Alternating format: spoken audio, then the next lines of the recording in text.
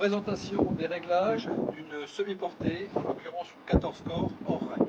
Donc dans un premier temps, comme toutes les charrues, regardez l'alignement des corps et des rasettes sur toute la longueur de la charrue. Réglage des roues de jauge qui vont servir à soulager et à guider la charrue quand elle est hors rail. Ces roues sont réglées de façon définitive. La profondeur est la même profondeur que les socs. Une charrue semi-portée doit se régler de l'arrière vers l'avant. Donc vous avez une roue de jauge arrière, un chariot et une roue de jauge à l'avant.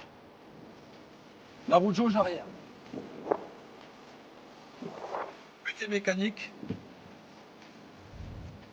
Donc droite et gauche. Il faut que, toujours pareil, on soit 2/3, que la rasette travaille correctement dans le champ. Une fois que la roue de jauge arrière a été réglée, donc notre rasette arrière travaille correctement. On va régler la hauteur du chariot. Ici, par accumulation de cale sur les vérins, donc droite et gauche. Le résultat à obtenir, c'est que la rasette de la queue doit être à la même profondeur que la rasette de l'avant. Donc vous devez avoir les mêmes profondeurs. Si vous avez la même profondeur sur la queue que sur la première partie avant, c'est que là, le chariot est bien réglé. Partie avant, donc réglage de l'aplomb. Toujours pareil, par butée avec accumulation de rondelles. La partie tournante va venir se poser sur la butée.